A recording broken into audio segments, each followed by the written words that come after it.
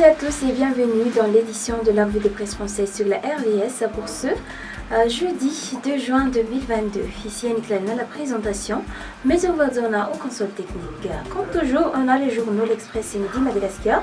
Mais avant de commencer, je vous invite à suivre jusqu'à la fin cette édition.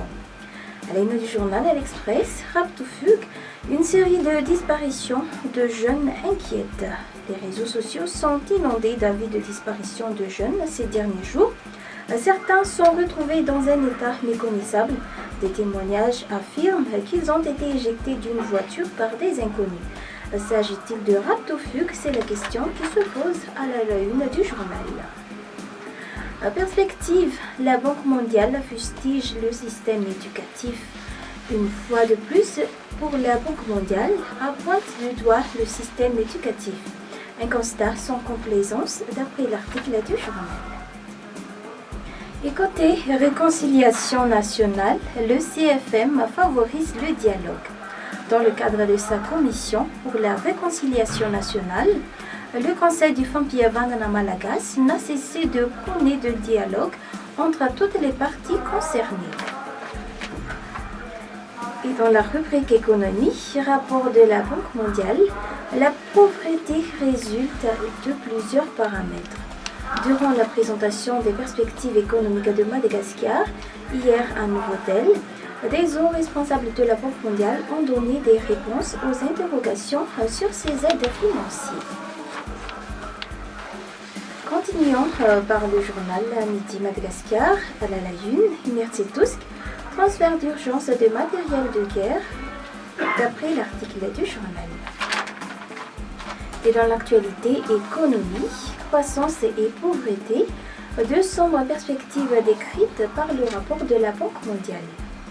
Madagascar affiche une très faible performance par rapport aux autres pays de l'Afrique subsaharienne en termes de croissance économique et de lutte contre la pauvreté.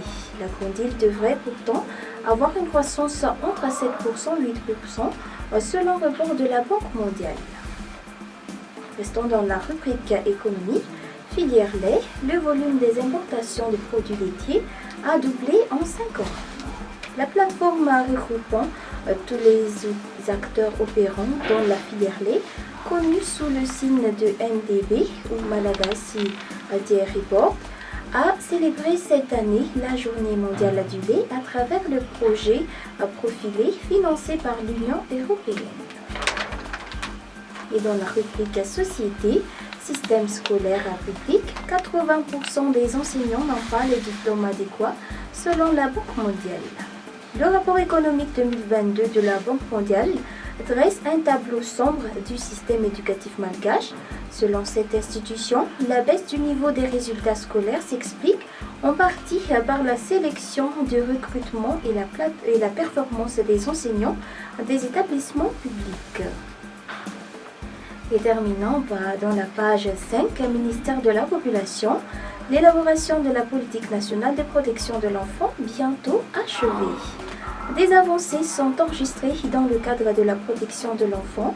L'élaboration de la politique nationale y afférente est déjà en cours et sera bientôt soumise au Parlement d'après l'article souligné par le journal Midi Madagascar. Et voilà, c'est la fin de cette édition. Merci d'avoir suivi. Bonne journée à tous.